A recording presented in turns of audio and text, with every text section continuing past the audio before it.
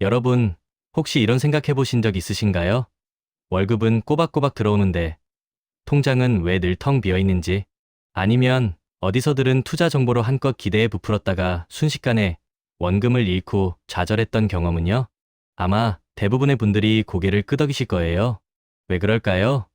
바로 금융 리터러시가 부족해서입니다. 오늘 우리는 여러분의 금융 건강 상태를 점검하고 탄탄한 금융 습관을 만들어줄 금융 리터러시 체크리스트를 함께 살펴볼 거예요. 이 체크리스트를 통해 여러분의 금융 근육을 단단하게 키울 수 있도록 제가 확실히 도와드릴게요. 금융 리터러시는 단순히 돈을 많이 버는 기술이 아니에요.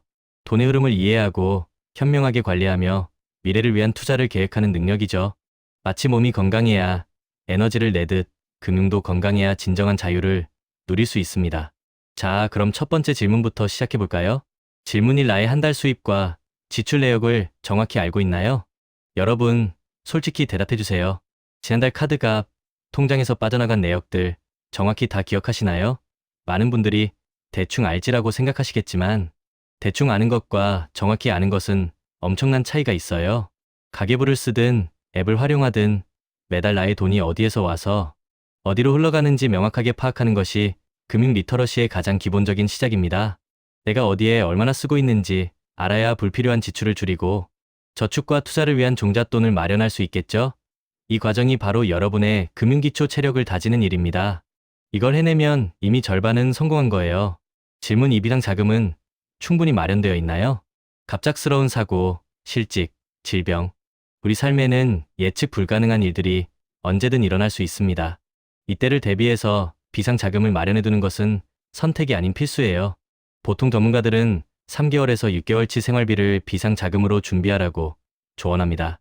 이 돈은 절대 다른 투자에 사용해서는 안 되고 언제든 쉽게 인출할 수 있는 안전한 곳에 보관해야 해요. 비상 자금은 여러분의 금융 안전망 역할을 톡톡히 해줄 거예요. 이 안전망이 튼튼해야만 우리는 두려움 없이 새로운 금융 모험에 도전할 수 있습니다. 상상해보세요. 이 안전망이 없다면 작은 문제에도 휘청일 수밖에 없겠죠? 질문 3. 나의 재정 목표는 구체적으로 무엇인가요? 부자가 되고 싶다. 내 집 마련하고 싶다. 이런 막연한 목표는 아무 소용이 없어요.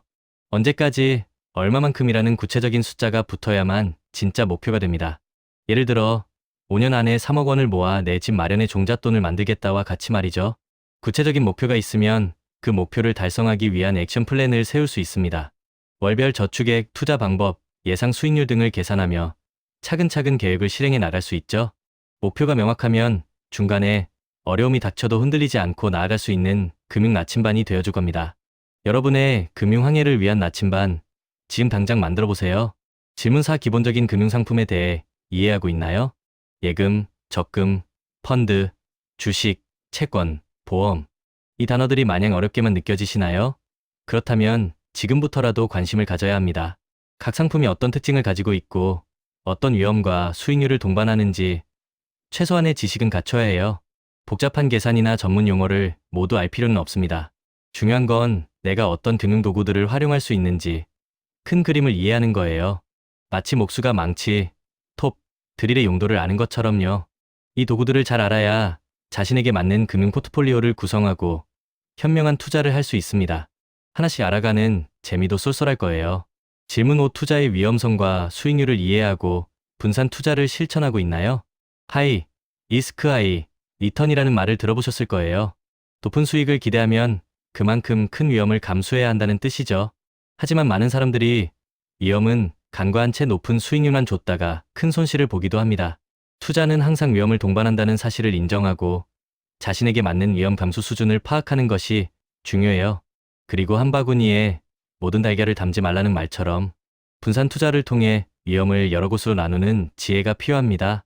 주식, 채권, 부동산, 예금 등 다양한 자산에 나누어 투자함으로써 특정 자산의 가격이 급락하더라도 전체 포트폴리오에 미치는 영향을 최소화할 수 있습니다.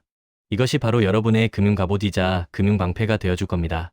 질문 6. 꾸준히 금융 관련 지식을 학습하고 있나요? 금융시장은 끊임없이 변화합니다. 새로운 상품이 출시되고 경제 상황은 시시각각 변하죠. 따라서 우리는 평생 학습자의 자세로 꾸준히 금융 지식을 습득해야 합니다. 경제신문 읽기, 금융서적 독서, 전문가 강연 시청, 온라인 강의 수강 등 다양한 방법을 통해 여러분의 금융지식 창고를 채워나가세요. 처음에는 어렵게 느껴질지라도 꾸준히 하다 보면 어느새 여러분의 금융 통찰력이 놀랍게 성장해 있을 거예요. 지식은 곧 힘입니다. 특히 금융 세계에서는 더욱 그렇죠. 질문 7 장기적인 관점에서 투자를 계획하고 실천하고 있나요? 많은 분들이 단기적인 시장 변동에 일희일비하며 조급하게 투자를 결정하곤 합니다.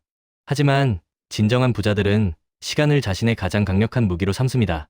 장기 투자는 복리의 마법을 가능하게 하고 단기적인 시장의 노이즈를 이겨내며 꾸준히 자산을 불려나가는 가장 확실한 방법입니다. 워런 버핏 같은 위대한 투자자들이 항상 강조하는 것이 바로 이 시간의 힘이죠. 내가 심은 금융 씨앗이 시간이 지나면서 튼튼한 나무로 자라 열매를 맺는다는 믿음을 가지고 꾸준히 나아가는 것. 이것이야말로 여러분의 금융 마인드셋을 완성하는 중요한 단계입니다. 당장 눈앞의 작은 이득에 흔들리지 않고 큰 그림을 그릴 수 있는 해안을 가지세요. 질문 8 자신의 금융 행동에 대한 감정적인 반응을 조절할 수 있나요? 투자는 숫자로 이루어지지만 결국 그 결정은 사람의 감정에 의해 좌우되는 경우가 많습니다. 시장이 오를 때는 더 오를 것 같다는 탐욕에 휩싸여 무리한 투자를 하고 시장이 내릴 때는 더 떨어질 것 같다는 공포에 질려 손절매를 하는 경우가 비일비재하죠. 이런 감정적인 반응은 합리적인 판단을 흐리게 만들어 결국 손실로 이어집니다. 자신의 감정을 인지하고 그것이 금융 결정에 미치는 영향을 이해하며 냉철하게 상황을 분석할 수 있는 금융 절제력을 키워야 합니다. 감정을 다스릴 줄 아는 사람이 진정한 금융 마스터가 될 수 있습니다. 어떠세요? 여러분, 이 금융 리터러시 체크리스트를 통해 여러분의 금융 건강 상태를 점검해 보니 어떤가요? 부족하다고 느껴지는 부분이 있다면 전혀 걱정할 필요 없어요. 지금 이 순간 여러분은 이미 변화의 첫걸음을 내디딘 거니까요. 중요한 건 지금부터 꾸준히 실천해 나가는 겁니다. 마치 운동으로 근육을 키우듯 이 체크리스트의 항목들을 하나씩 채워나가면서 여러분의 금융 근육을 단단하게 만들어 보세요. 기억하세요. 금융 리터러시는 하룻밤 사이에 완성되는 것이 아닙니다. 꾸준한 관심과 노력, 그리고 실천이 필요한 여정입니다. 하지만 이 여정을 통해 여러분은 돈 때문에 불안해하지 않고 스스로의 힘으로 풍요로운 미래를 만들어갈 수 있는 금융 자립의 주인공이 될 수 있을 거예요. 우리가 살아가는 세상은 돈의 흐름을 이해하고 다룰 줄 아는 사람에게 더 많은 기회를 제공합니다. 이 체크리스트를 통해 여러분의 금융 시야를 넓히고 금융 그릇을 키워나가세요. 여러분의 금융 성장을 진심으로 응원합니다. 함께 이 여정을 끝까지 완주하며 진정한 금융의 자유를 만끽하는 그날까지 제가 여러분 곁에서 든든한 조력자가 되어드릴게요. 오늘부터 이 체크리스트를 바탕으로 여러분의 금융 습관을 하나씩 점검하고 개선해 나가세요. 작지만 꾸준한 노력이 결국 여러분의 삶을 크게 변화시킬 겁니다. 파이팅!